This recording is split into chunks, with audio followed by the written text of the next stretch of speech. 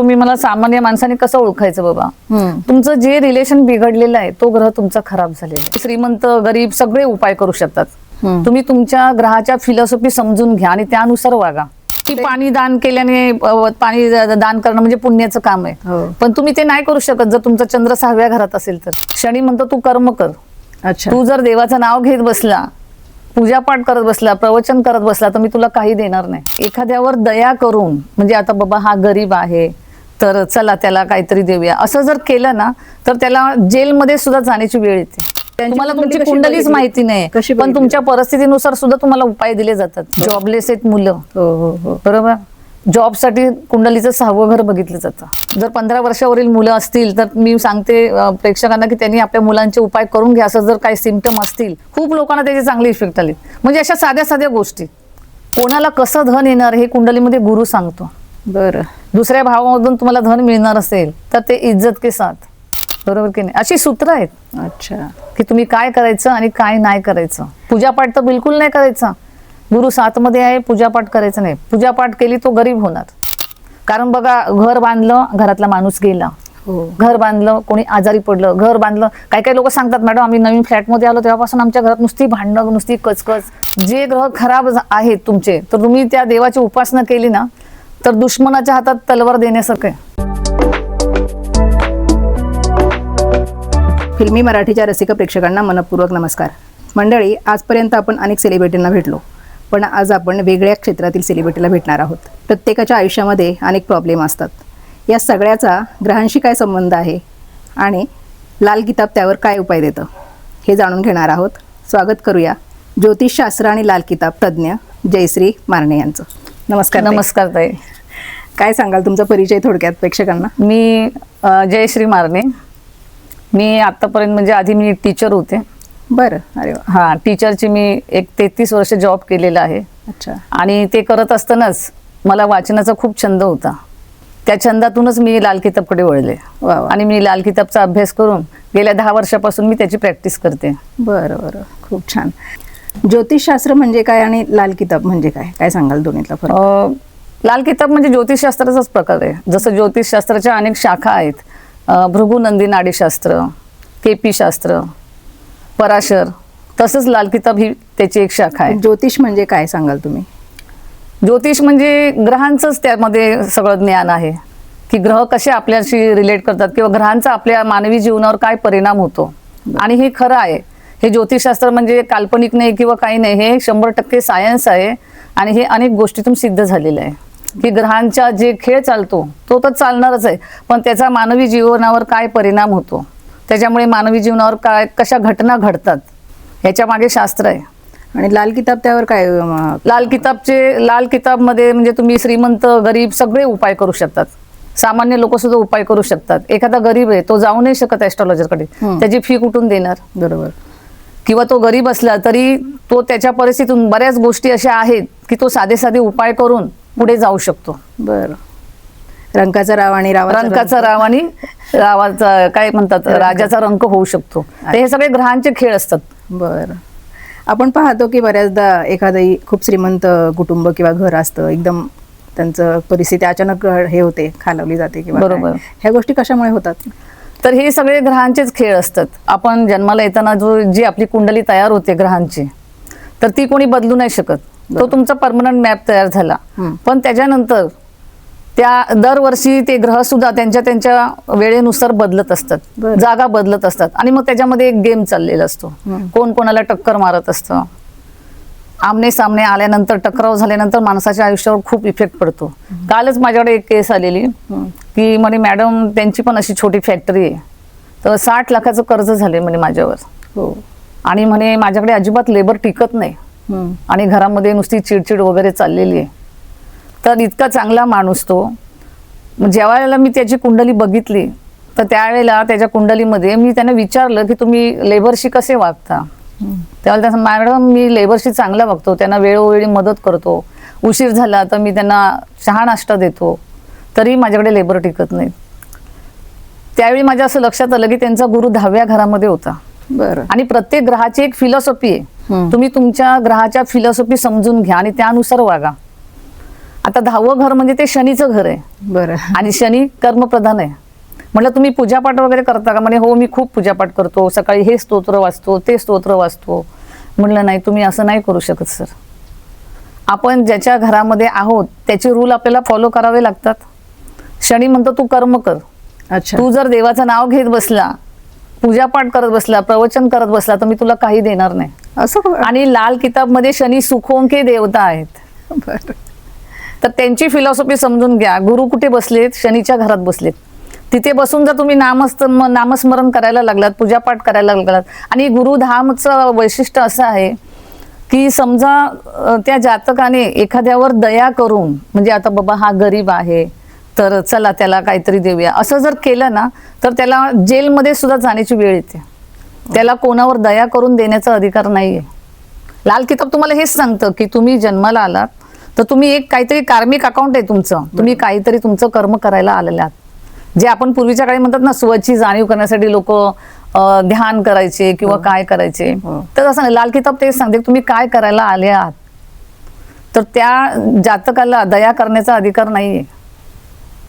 हे समजून घेण्यासाठी हा त्याच्यासाठी तुम्ही ऍस्ट्रॉलॉजीकडे गेलं पाहिजे. आणि तो हे नेहमी त्याच्या म्हणजे ग्रहांच्या विरोधात कर्म करत होता, लोकांना देणं. त्याचा एक किस्सा सांगते तुम्हाला असं की समजा आता मी त्यांना पण उदाहरण समजावून सांगितलं की तुमच्याकडे 2 लेबर आहेत. समजा एक लेबर आले आणि ते म्हणाले की सर माझी आई खूप आजारी आहे, तर मला प्लीज मदत करा, तुम्ही एक 10,000 किंवा 50,000 द्या. आणि जर तुम्ही दिले की बाबा हा बिचारा आहे, गरीब आहे, आपला लेबर आहे, असं त्याच्यावर तरच खाऊन तुम्ही जर त्याला पैसे दिले, तुमचे पैसे पण जाणार आणि लेबर पण जाणार. कर्मामधला फरक मॅडम. अच्छा. हा. आणि जर समजा तोच लेबर किंवा दुसरा लेबर असं म्हणाला की सर माझी आई आजारी आहे, तिचं ऑपरेशनसाठी मला पैसे पाहिजेत ताबडतोब, तुम्ही मला 50,000 द्या आणि दर महिन्याला माझ्या पगारातून थोडे थोडे कापून घ्या, तिथे तुम्ही देऊ शकता. परत घेण्याच्या भावने. हा. पण तुम्ही असं कोणावर तरच खाऊन बिचार आहे, गरीब आहे, असं मदत नाही करू शकत. दान करण्याचा अधिकार नाही त्यांना. नाही असं आहे. तसंच चंद्र 6 मध्ये असेल तर तुम्ही लिक्विड म्हणजे पाणी सुद्धा कोणाला दान नाही करू शकत. मग आपण सहज आपण बोलतो की पाणी दान केल्याने पाणी दान करणं म्हणजे पुण्याचं काम आहे, पण तुम्ही ते नाही करू शकत जर तुमचा चंद्र 6व्या घरात असेल तर. तुम्हाला माहिती नाही ना तुमचे ग्रह कुठे आहेत, बरोबर बरोबर, काय चाललंय. कुंडलीमध्ये पण कसं ग्रहांचे एक टायमिंग असतो ठराविक की शनीची महादशा आहे बाबा, राहूची महादशा आहे. राहू तुम्हाला कन्फ्युजन करतो. शनी चंद्राचा मेल असेल तर माणूस डिसिजन घेऊ शकत नाही, त्याचे डिसिजन चुकतात. मग कुंडलीमध्ये हे बघावं लागतं, कुंडलीचा डायरेक्टर कोण आहे, हिरो कोण आहे, काय चाललंय तिथे. कुंडली बघताना आधी बुध बघितला जातो. बुध खराब तर सगळं खराब. बरं.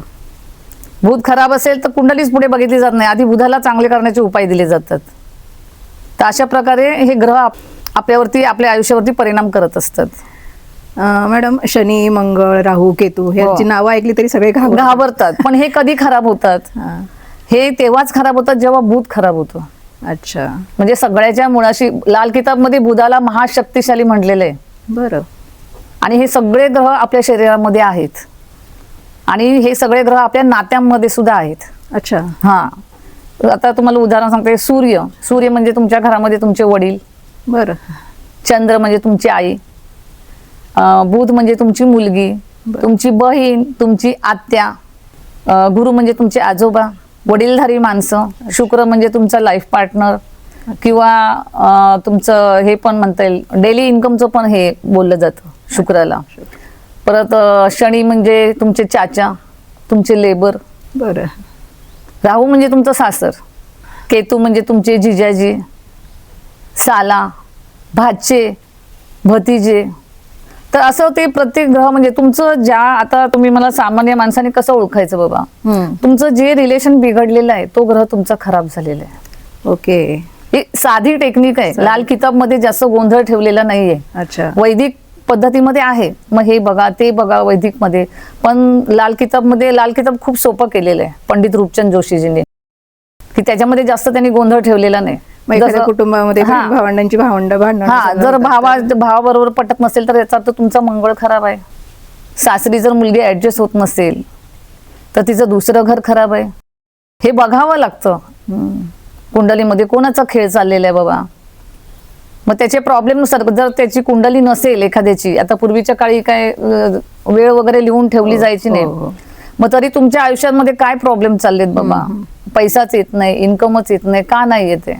याचा अर्थ तुमचे ग्रह खराब आहेत ना, वेल प्लेस नाही, तुम्हाला तुमची कशी कुंडलीच बघितली? माहिती नाही. कशी पण बघितली? तुमच्या परिस्थितीनुसार सुद्धा तुम्हाला उपाय दिले जातात. जर तुमच्या घरात इन्कम, जर मंगळ चांगला असेल तर धन आल्याशिवाय राहत नाही. अच्छा. शनी चांगला पाहिजे. तुम्हाला आजकाल मुलांना बरेच प्रॉब्लेम आहेत, जॉबलेस आहेत मुलं, हो हो हो. बरोबर. जॉबसाठी कुंडलीचं 6वं घर बघितलं जातं. त्याच्यासाठी शनी पाहिजे चांगला. शनी चांगला असेल तर तुम्हाला जॉब मिळणारच. जॉब मिळाल्यानंतर पण त्या जॉबमध्ये टिकण्यासाठी तुम्हाला सूर्य चांगला पाहिजे. म्हणजे असे ग्रह आपल्यावरती परिणाम करत असतात.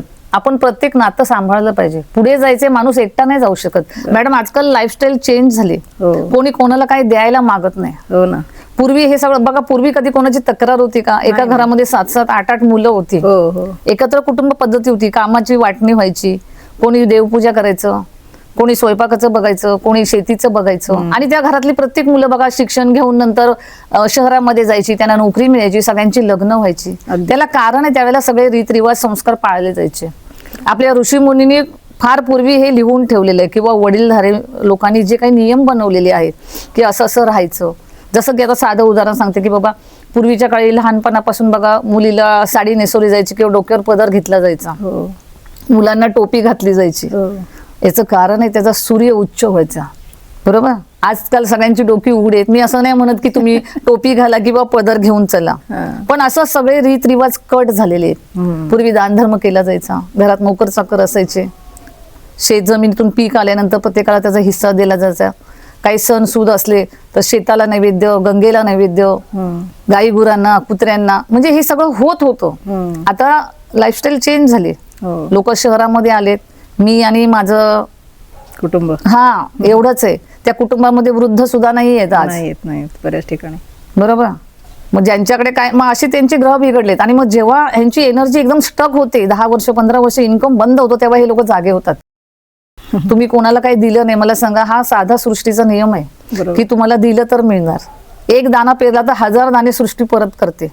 आज मला सांगा, कोणाच्या घरातून काय जातं बाहेर? एक पाहुणा जरी येणार म्हटलं तरी घरातल्या गृहिणीला टेन्शन येतं. तो कधी जातोय ह्याची वाट बघितली जाते, बरोबर की नाही? खरंय. पूर्वी घरात मध्ये अचानक माणसं यायची आणि ती जेवून जेवून जायचे, जायची, हो. पण कोणाला कधी टेन्शन येत नव्हतं. पण आता पाहुणा नकोय, घरात दुसरं कोणी नकोय, मग तुमची लाईफस्टाईल चेंज झाली तर त्याचे परिणाम पण चेंज झालेत. त्याच्या परिणामानं पण तोंड द्यावं लागतं. मुलांना संस्कार नाहीत अजिबात. मुलं बघा आजकाल कॉलेजमध्ये ह्याच्यामध्ये मुलींवरून भांडणं होतात. एक किस्सा सांगते माझ्या समोरचा. मॅडम, कॉलेजमधली 2 मुलं आणि 1 मुलगी एकाच वर्गातली. त्यातल्या त्या एका मुलाचं आणि मुलीचं प्रेम होतं, आणि दुसरा मुलगा त्यांचा कॉमन मित्र समजा, दोघांचाही. आणि मग ह्या मुलामध्ये आणि मुलीमध्ये काहीतरी वादविवाद झाले असतील कशावरून. मग तिने त्या कॉमन मित्राला सांगितलं की मला तो असं असं बोलला. मग त्या कॉमन मित्राने ह्या मित्राला बोलणी करण्यासाठी बोलवलं बाहेर.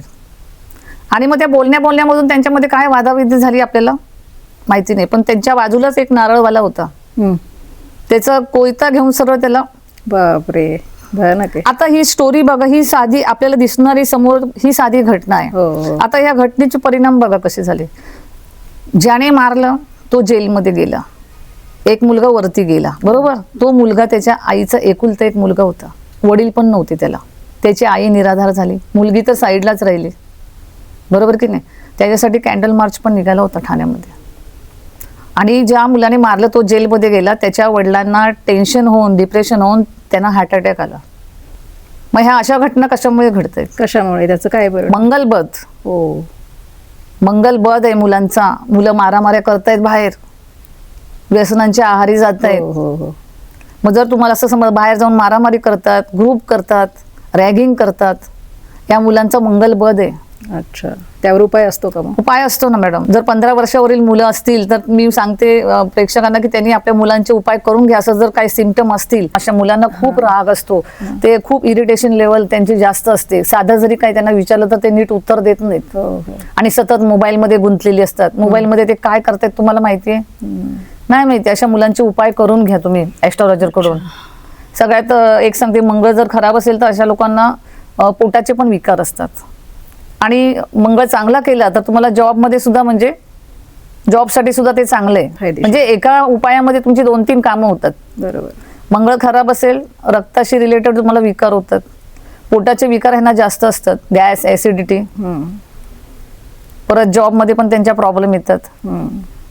त्याच्यामुळेच तुम्ही ॲस्ट्रॉलॉजरकडे जाऊन त्याचे उपाय घ्यायचे. बरोबर. आणि जे लोक जाऊ शकत नाहीत ॲस्ट्रॉलॉजरकडे, तर त्यांच्यासाठी मी जनरल उपाय देते. अच्छा. की तुम्हाला तुमच्या घरातल्या परिस्थितीवरून कळणार आहे की आपलं काय खराब आहे. बाबा नवऱ्याशी रिलेशन बिघडले, शुक्र खराब आहे तुमचा, बरोबर. बरोबर. काका काकूंबरोबर काही रिलेशन नाही आहे तुमचे, तुमचं शनी खराब आहे. बरं. आणि शनी ही सुखांची देवता आहे. शनीला खुश केल्याशिवाय, आज हे कलियुग आहे आणि कलियुगामध्ये सगळीकडे राहूचं साम्राज्य आहे. बरं. तुम्ही त्याच्याशिवाय राहू नाही शकत. आता आपला हा जो पॉडकास्ट चाललाय हे काय आहे, राहूचं काम आहे. बरं. तर ह्या राहूला तुम्हाला नीट हँडल करता आलं पाहिजे. अच्छा. कारण राहू तुम्हाला उंचाईवर नेतो पण हो. आणि खाली पाडतो, आणि हा सगळा अचानक धक्के देतो. हो. अचानक एकाएकी बिझनेस मध्ये लॉस होतो, अचानक बिझनेस बंद पडतो. हे सगळे अचानक धक्के मिळतात, ते राहूमुळे मिळतात. मग या राहूला तुम्हाला नीट हँडल करता आलं पाहिजे. त्यात एक साधा उपाय सांगते मी तुम्हाला, ज्यांचं घरामध्ये बाबा मंगळ खराब आहे मुलांचं किंवा काय, तर तुम्ही समजा घरामध्ये किती माणसं आहात, 4 माणसं आहात, बरोबर. मग तुम्ही एक ऑब्झर्वेशन करायचंय की घरामध्ये महिन्याला आपल्याकडे किती पाहुणे येतात. त्या मुलीचा किंवा त्या लेडीजचा भाऊ येत असेल किंवा सासरचे कोणी येत असतील. समजा 4 पाहुणे एका महिन्यामध्ये येऊन गेले, ते 4 आणि तुमच्या घरातले 4 मेंबर, बरोबर. किती झाले? 8.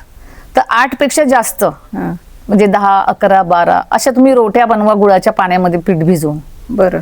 आणि त्या रोट्या तुम्ही कुत्र्याला आणि पक्ष्यांना खायला घाला. हे तर साधा उपाय आहे, याच्यासाठी पैसे नाही लागत, पण रेग्युलर घरच्या गृहिणीने केलं पाहिजे. जाणीवपूर्वक लक्षात ठेवून काही गोष्टी लेडीजने केल्या पाहिजेत. कारण ह्या सगळ्याचा परिणाम सगळ्यात जास्त त्रास कोणाला होतो? घरात काही बिघडलं तर लेडीजलाच त्रास होतो ना. सगळं तिलाच फेस करावं लागतं. आज लेडीज घराबाहेर पडले, तिला जॉब पण करायचे, पैसे पण कमवायचे आणि तिला संसार पण करायचे. जे एक मूल जन्माला घातले त्याचं पण बघायचे. ती ऑफिसमध्ये असली तरी तिचं सगळं टेन्शन तिला मुलाचंच असतं. आला की नाही, जेवला की नाही, क्लासला गेला की नाही. पण त्यासोबतच ह्या काही गोष्टींचं जर पालन केलं, आपल्या आजूबाजूला जे पशु पक्षी येतात, समजा खिडकीमध्ये कावळा येतो, पक्षी येतात, त्यांना खायला देणं, त्यांच्यासाठी पाण्याची सोय करणं. तुमचं जर रिलेशन चांगलं नाही तर तुम्ही तुमचा शुक्र चांगला करा. तुमचं शुक्र जर खराब असेल तर तुम्ही शुक्राचे कितीही इतर उपाय करा, पण तुम्ही गायीची सेवा केल्याशिवाय तुम्हाला त्या शुक्राचे चांगले परिणाम भेटत नाहीत. बरं.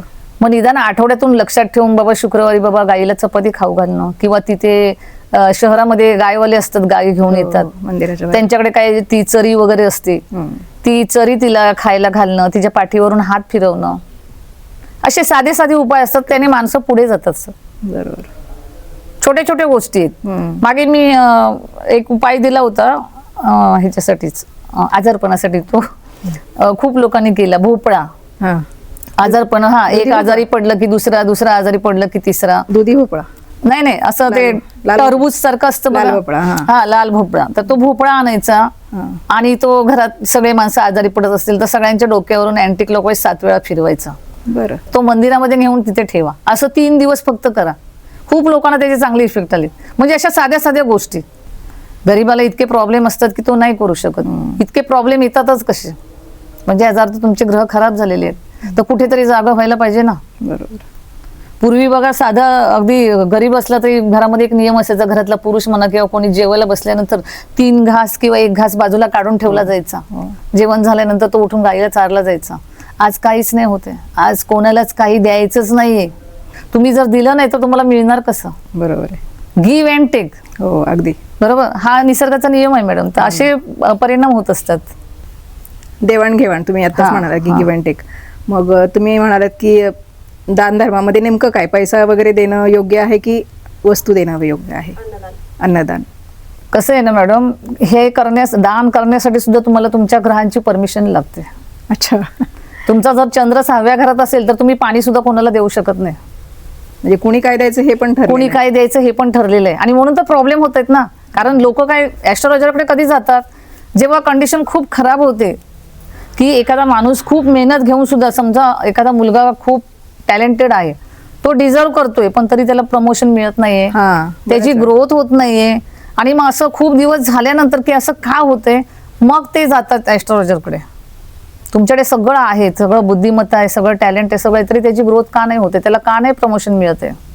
त्याचे ग्रह नसतात जागेवर मॅडम. राहूचा प्रभाव असतो, बॉस वॉशिंग खूप सहन करावं लागतं किंवा दबला जातो हा सिनियर्सच्या हाताखाली, तर ते डॉमिनेट करतात का ऑफिसमधले सिनियर लोक, असं का होतं? मग जास्त दिवस झाल्यानंतर हे लोक जागे होतात मॅडम. मग ते दानधर्म चुकीचं. आता मी काल सांगितलं ना कालच्या क्लायंटचं, की तो माणूस सकाळी उठल्यानंतर नामस्मरण करायचा, ते स्तोत्र वाचायचा, लोकांना लेबर लोकांना जेवायला द्यायचा उशीर झाला तर. पण हे त्याच्यासाठी योग्य नाही ना. कोणतीही एक गोष्ट सगळ्यांसाठी सुटेबल नसते. कोणी काय केलं पाहिजे मग? कुणी काय केलं पाहिजे ह्याचे नियम आहेत. अच्छा. आता दानधर्म त्याने त्याच्या लेबरला खायला दिलं, ही चांगली गोष्ट आहे आपल्या दृष्टीने, पण त्याच्या दृष्टीने चांगली नाही. जसं एखाद्याला सगळ्या गोष्टी सगळ्यांना सूट नसतात मॅडम. प्रत्येकाला ॲलर्जी वेगळी असते, प्रत्येकाचं शरीर वेगळं आहे, प्रत्येकाची कुंडली वेगळी आहे, त्याचं कर्म वेगळं आहे. तो त्याच्या ग्रहाच्या विरुद्ध कर्म करतोय मॅडम. गुरु 10 मध्ये म्हणजे खरं तर ही माणसं खूप श्रीमंत असतात. कोणाला कसं धन येणार हे कुंडलीमध्ये गुरु सांगतो. बरं. दुसऱ्या भावामधून तुम्हाला धन मिळणार असेल तर ते इज्जत के साथ. कोणाला 1 नंबर मधून पैसा मिळणार, कोणाला 2 नंबरची कामं करून पैसा मिळणार. बरं. हा, असे नियम आहेत मॅडम. तुम्हाला सांगितलं चंद्र 6 मध्ये तुम्ही नाही कोणाला काय दान करायचं, म्हणजे औषध सुद्धा लिक्विड द्यायचं नाही, दूध कोणाला दान करायचं नाही, पाणी कोणाला दान करायचं नाही, नाही तर तुमचं नुकसान होणार. आता त्या क्लायंटचं तसंच झालं ना. तो खाऊ पिऊ घालायचं, जाताना उशीर झाला लेबरला, घरी जेवण द्यायचं त्याला. म्हटलं हे तुम्ही तुमच्या ग्रहाच्या विरुद्ध करताय. तुम्ही तुमच्या लाईफचा पॅटर्न चेंज करा ना. तुम्ही समजून घ्या तुमच्या ग्रहांची फिलॉसॉफी काय, तुम्ही काय करण्यासाठी जन्माला आलात, तुम्ही तेच कर्म केलं पाहिजे. गुरु 10 मध्ये येतात त्याला थोडं टेढं व्हायला पाहिजे, त्याला असं चांगलं राहून नाही चालणार. बरं. लाल किताबचे सूत्र आहेत मॅडम. जर केतू पहिल्या घरामध्ये असेल, 1 ते 6, पहिले घर म्हणजे आमच्या भाषेमध्ये त्याला 1 ते 6 घरं कुंडलीची पहिली, आणि बाद के घरो में म्हणजे 7 ते 12. कुंडलीमध्ये 12 घरं असतात आणि 9 ग्रह आहेत. सगळा ह्याच्यामध्येच खेळ चालतो. जर तुमचा केतू पहिल्या 1 ते 6 घरामध्ये असेल आणि गुरु 7 ते 12 मध्ये असेल, आणि जर त्या माणसाने इमानदारीने किंवा 1 नंबरचं काम करून पुढे जाण्याचा प्रयत्न केला, मॅडम इतकी खराब कंडिशन असते ना की त्यांना असं बोललं की रोटीचं नसीब नाही होती. बापरे. म्हणजे त्यांना त्यांचं कर्म चेंज केलं पाहिजे. बरोबर की नाही? अशी सूत्र आहेत. अच्छा. की तुम्ही काय करायचं आणि काय नाही करायचं. पूजापाठ तर बिलकुल नाही करायचा. गुरु 7 मध्ये आहे, पूजापाठ करायचं नाही. पूजापाठ केली तो गरीब होणार आहे, नाही ते सगळं जाणार. शुक्र 8 मध्ये आला, दुसरं घर खाली आहे, त्या माणसाने दररोज मंदिरामध्ये गेलं पाहिजे, त्याच्याशिवाय त्याच्याजवळ दुसरा ऑप्शन नाही. मॅडम काही लोक आयुष्यभर कष्ट करतात आणि म्हणतात की आम्ही एवढं करतो तरी पण आम्हाला तसं फळ मिळत नाही. सगळ्या ग्रहांचा खेळ आहे आणि तो चालूच राहणार आहे. पण माणसाने जर काही स्पेसिफिक नियम थोडे पाळले, थोडंसं एक ज्याला नॉलेज आहे त्याने जर थोडंसं आपल्या ग्रहानुसार, मी मगाशी सांगितलं कोणत्या ग्रह कोणत्या नात्याशी रिलेट करतो बरोबर, तर ते समजून जर आपल्या नवरा बायकोचं पटत नाही तर त्यांनी शुक्राला चांगलं करायचे, गायीची सेवा करायची. जॉब विषयी धनाविषयी प्रॉब्लेम आहे, शनी चांगलं करायचंय. शनी चांगला करायचा म्हणजे काय करायचं, तुमच्याकडे कावळे सगळीकडे उपलब्ध आहेत. कावळा हा शनीचा प्राणी आहे. मॅडम लाल किताबचा एकदम अतिशय पॉवरफुल उपाय आहे, पण त्याचं महत्व लोकांना समजत नाही. की साधा उपाय आहे अगदी, तुम्हाला काही मोठे मोठे उपाय करण्याची गरज नाही. तुम्ही घरामध्ये दररोज चपात्या बनवता, घरातली पहिली चपाती बाजूला काढून ठेवा, ती कधीही खाऊ नका. ठीक आहे, ती पहिली चपाती तुम्ही गाईला खाऊ घाला, तुमच्याकडे कावळे येतात त्यांना खाऊ घाला. आणि कावळ्यांना जर तुम्ही फरसाण टाकलं ना, शनी खुश. कावळ्यांना दररोज तुम्ही फरसाण खायला टाका. लाल किताबचं पण तुम्हाला इथे हे नियम सांगते, उपाय पण कसे करायचे असतात. जे ग्रह खराब आहेत तुमचे, तर तुम्ही त्या देवाची उपासना केली ना तर दुश्मनाच्या हातात तलवार देण्यासारखं आहे. जे खराब आहे त्यांचं नाही काय करायचं. जे ग्रह खराब आहेत त्यांचं तुम्ही पूजापाठ नामस्मरण करत बसला, तुमचं आणखीन खराब होणार. आ बैल मुझे मार असं आहे ते. आणि म्हणूनच आपण काय करायला पाहिजे, काय नाही करायला पाहिजे ह्याचं व्यवस्थित नॉलेज मिळवा. पूर्वीच्या लोकांचे डायलॉग तुम्ही ऐकले असतील की एक तर गेलात तर पूर्ण व्यवस्थित करा, नाही पेक्षा त्याच्या वाटेला जाऊ नका. बरोबर आहे. तसंच आहे. देवांचं तुम्ही म्हणालात आणि ग्रहांचं दोन्ही बोलताय. बरोबर. देवाचं पण केलं पाहिजे किंवा देवाचं केलं तर ग्रह त्रास देतात. मग देव पॉवरफुल की ग्रह पॉवरफुल, काय समजायचं? मॅडम मुळात देव म्हणजे काय, ही खूप एक म्हणजे डीप मध्ये जाण्यासारखी गोष्ट आहे.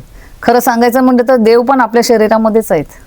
हे सगळे ग्रह जे आपल्या शरीरामध्ये आहेत हे एक शरीरशास्त्र पण आहे मॅडम. आपल्या शरीरामध्ये सगळं सूर्य म्हणजे आपलं शरीर आहे, इथून वरचा भाग राहू आहे आणि इथून खालचा भाग केतू आहे. आता तुम्हाला हे याची पण नॉलेज देते की मंगळ म्हणजे आपल्या शरीरामध्ये खेळणारं रक्त. बरं. चंद्र म्हणजे आपल्या शरीरातलं 70% पाणी. बूध म्हणजे आपल्या नसा, ज्यांना नसांचे विकार होतात त्यांचा बूध खराब होतो. मुळात शरीरामध्ये जर गुरु खराब नसेल, गुरु खराब झाल्याशिवाय शरीरामध्ये कुठलाही रोग प्रवेश करत नाही. गुरु म्हणजे काय? गुरु म्हणजे श्वास. हो. शुक्र म्हणजे व्हाईट सेल्स. शनी म्हणजे तुमचे सगळे जॉईंट्स. बरं. आणि हेच तुमचा परमेश्वर आहेत. जर तुम्ही ह्या भ्रमात असाल की मी वर गेल्यानंतर कुठेतरी गादीवर विष्णू बसलेला असेल किंवा काय, तर असं काही नाहीये. हेच आपला परमेश्वर आहेत. म्हणूनच म्हणतात ना, यांच्याकडून तुम्ही नीट काम करून घ्या, तुम्ही तुमचं आरोग्य जपा. म्हणून संतांनी म्हटलंय ना, प्रत्येक माणसात देव आहे. हा, प्रत्येक माणसामध्ये देव आहे. म्हणजे जे संत सांगतात ना, तर त्याच्या मागचं लॉजिक फार वेगळं असतं. ते फक्त काही लोकांनाच समजतं, बरोबर आहे. सगळ्यांना नाही समजत. जसं आता तुकाराम महाराजांनी सांगितलं, मन करा रे प्रसन्न सर्व सिद्धीचे कारण. बरोबर. तुमचं मन प्रसन्न असेल तर तुम्हाला सगळं काही मिळणार आहे, प्राप्त होतील. आणि मन म्हणजे काय आहे ज्योतिषशास्त्रामध्ये? चंद्र मनाचा कारक आहे. ज्यावेळी हे लग्नाचं बघितलं जातं, लग्न 3 स्तरावर बघितलं जातं. एक सूर्य म्हणजे आत्मा, आत्म्याच्या लेवलवरती बघितलं जातं. चंद्र म्हणजे मन, आणि मंगल म्हणजे तुमचं शरीर, म्हणजे मुला मुलीची फिजिकल लेवल काय आहे, पुढे जाऊन त्यांचं कसं जमणार आहे बाबा तो. तर त्यावेळेला ह्या 3 स्तरावर ते बघितलं जातं की मुला मुलीचं बाबा कसं हे जमणार आहे. तर त्यांचं मन कसं आहे, तुमचं मन तयार आहे का लग्नासाठी? तुमचं मन तयार असल्याशिवाय लग्न जमत नाही. मनाने पण तयार पाहिजे. आणि शरीर कसं आहे त्यासाठी मंगल बघितला जातो.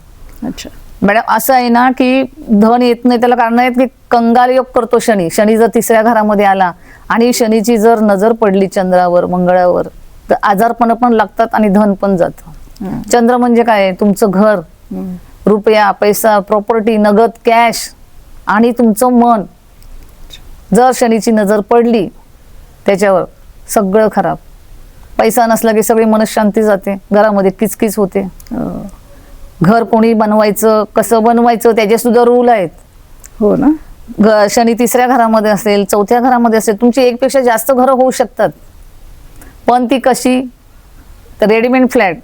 अच्छा. जर त्या माणसाने जागा घेऊन घर बांधण्याचा प्रयत्न केला, त्याचं घर नीट व्यवस्थित पूर्ण होणार नाही. रोज त्या साईटवरती प्रॉब्लेम होणार, मजूर लोकांचा, लेबर लोकांचा प्रॉब्लेम होणार, भांडणं होणार, पैसा कमी पडणार किंवा पैसा वेस्ट जाणार. तर असं घर कोणी बांधायचं बाबा जागा घेऊन, किंवा कोणी रेडीमेड घर घ्यायचं, त्याचे सुद्धा रूल आहेत. शनी म्हणजे काय? तुमच्या घराच्या भिंती आहेत. बरं. शनी खराब कसा? घरामध्ये जर भिंतीला पोपडी आली, सिलन, लिकेज, समजायचं शनी खराब.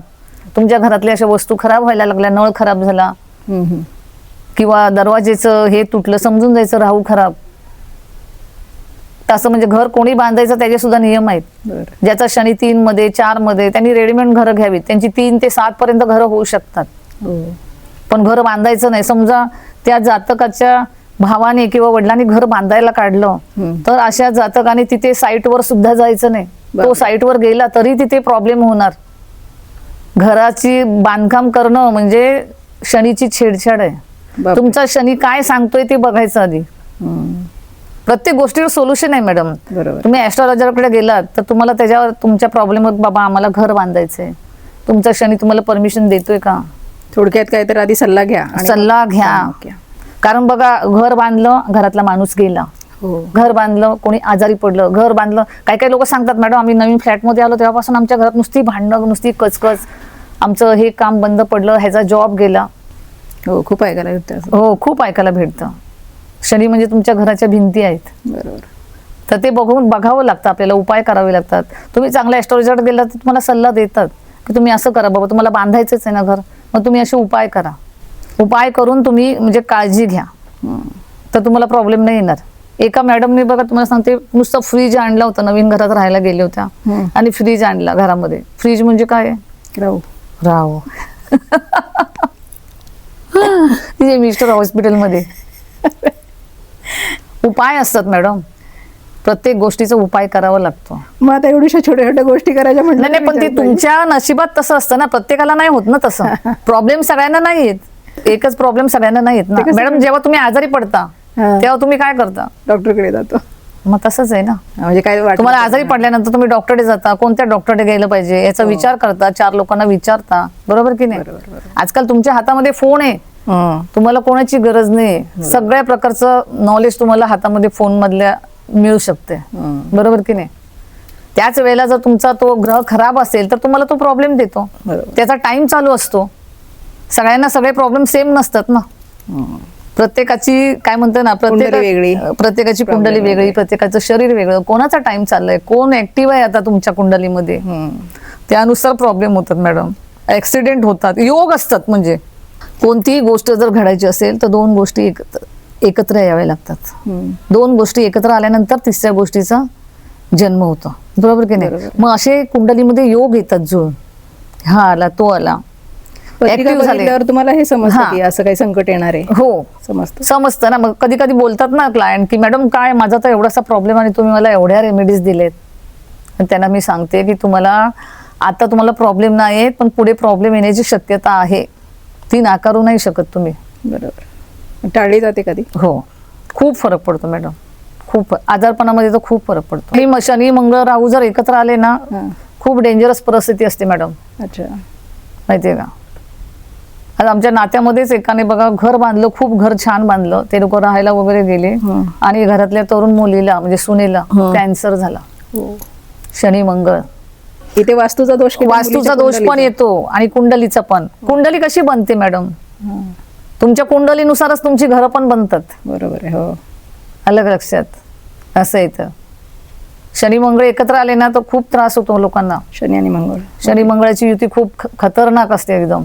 अच्छा, काय बोलतात ना की त्याच्यामध्ये देव पण तुमची मदत नाही करू शकत, आणि लोकांना हे कळत नाही, माहिती नसतं. प्रत्येक गोष्टीची खबरदारी घ्यावी लागते मॅडम. साध्या साध्या गोष्टी असतात. मग त्यांच्यासाठी आता मी एक जनरल उपाय देते लोकांना की तुम्ही दर मंगळवारी गाईच्या दुधामध्ये शिरा बनवून मंदिरामध्ये द्या. हा तुम्ही तुमचा टॅक्स समजा पाहिजे.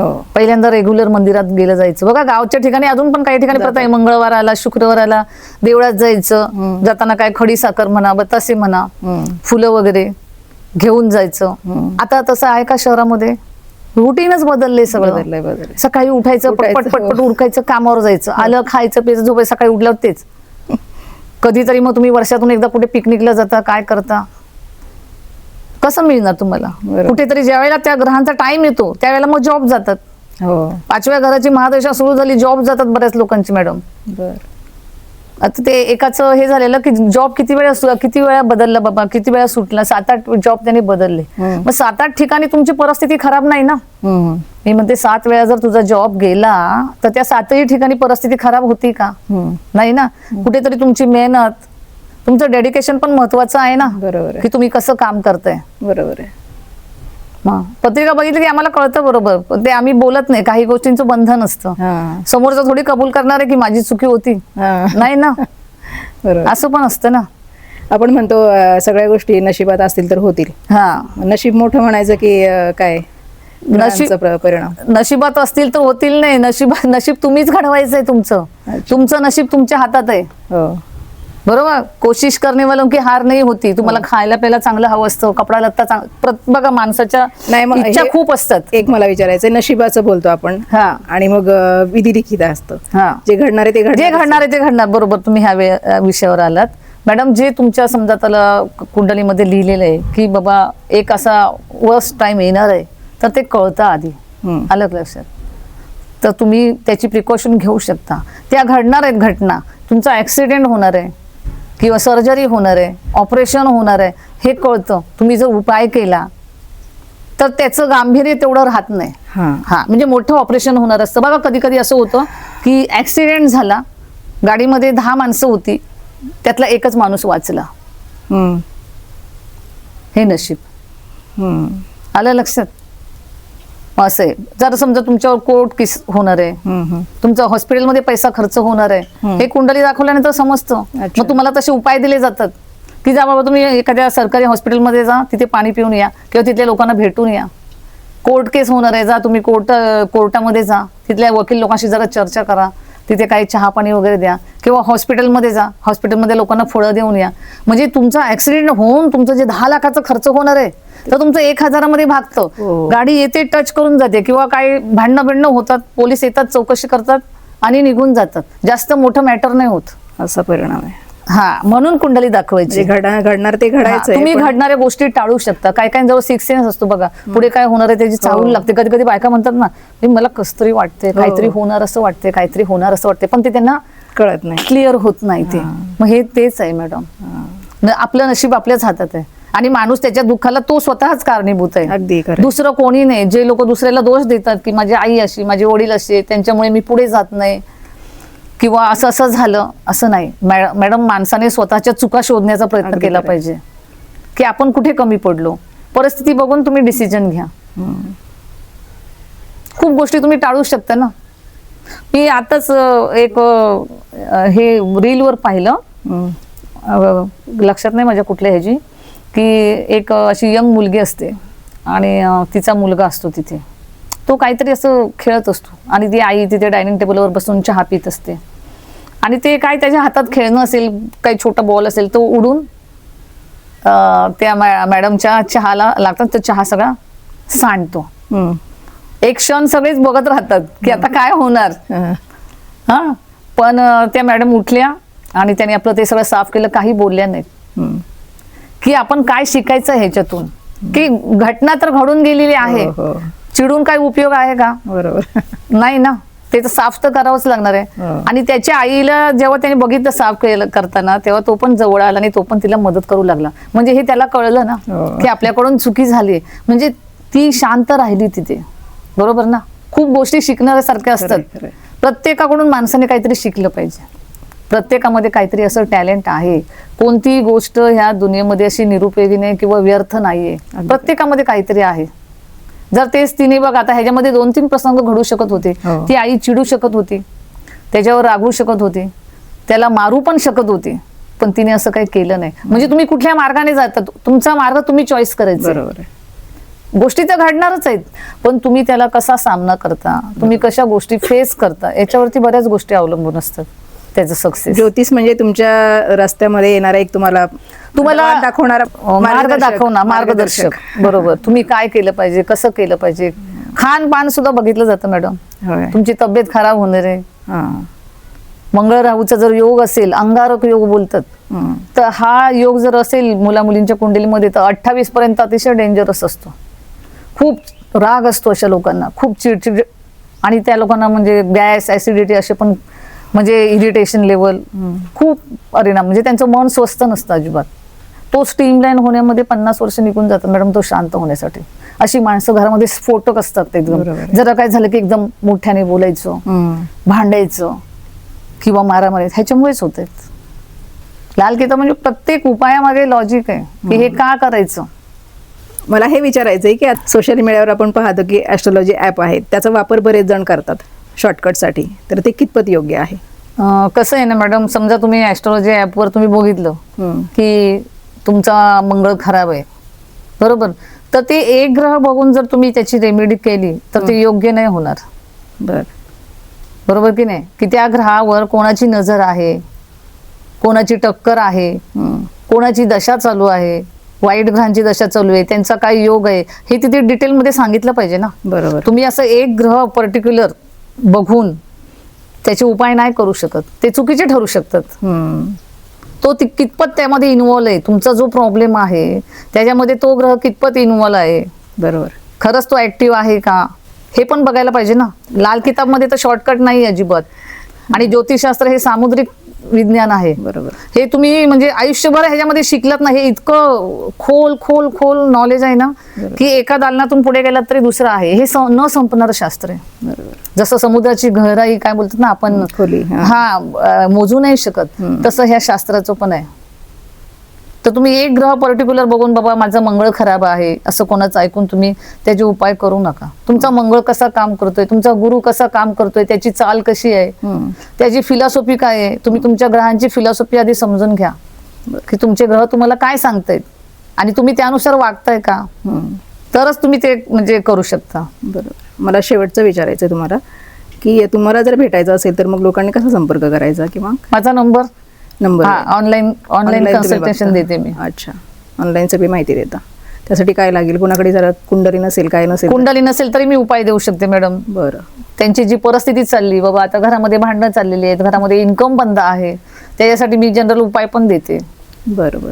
एक उपाय देते मॅडम हम्म. की जे खूप गरीब आहेत, ज्यांच्या घरामध्ये 8,000 10,000 सुद्धा मुश्किलने येत आहेत, कुठून इन्कमच नाही, घरामध्ये 4 माणसं आहेत, तर त्यांनी 1 वर्षभर उपाय करा. बर.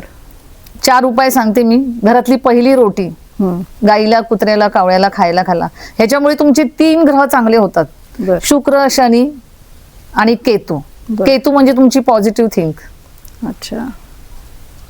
राईट. शुक्र म्हणजे गाय आणि शनी म्हणजे कावळा. बस तुम्हाला तुमच्या घरातली 1 चपाती खायला घालायची, पण रेग्युलर करायचं. आज दिलं, 15 दिवसांनी दिलं असं नाही. ठीक आहे. प्रत्येकाने गरिबाने 1 चांदीचा चौकोनी तुकडा स्वतःजवळ ठेवा. चांदी नेहमी रक्षण करते माणसाचं. अच्छा. ठीक आहे. 3रं छायादान करा. हा पूर्वीचा उपाय आहे. पूर्वी गावातला एक माणूस यायचा, त्याला तेल पीठ वगैरे दिलं जायचं. मग ती घरातली जी हुशार गृहिणी असते ती काय करायची, एका वाटीत तेल घेऊन सगळ्यांना तोंड बघायला सांगायची. अच्छा. तर छायादान कसं करायचं ते मी सांगते. की एक सरसोच्या तेलाची बाटली आहे ना, लोखंडी तव्यामध्ये होता, त्या तेलामध्ये तुम्ही तुमचा चेहरा बघा, शनिदेवाचं 5 वेळा नाव घ्या, नमस्कार करा, माफी मागा काय गेल्या जन्मात चूक झाली असेल तर, आणि ते तेल पुन्हा बॉटलमध्ये ओतून ती बाटली मंदिराबाहेर बसलेल्या लोकांना दान करायची. अच्छा. हे झालं छायादान. हे रेग्युलर करा. तुमची जी काही निगेटिव्हिटी असेल ती निघून जाईल याने. आणि पक्ष्यांना सतनाच्या खायला घाला, तरी तुम्ही खूप पुढे जाल मॅडम. आणि हे करायचं असतं का? हा, हे रोज करा. 1 वर्षभर करा तुम्ही. किंवा आणखीन एक सांगते की समजा 100 ग्राम तांदूळ घ्या, 100 ग्राम मसूर घ्या आणि 100 ग्राम देसी खांड.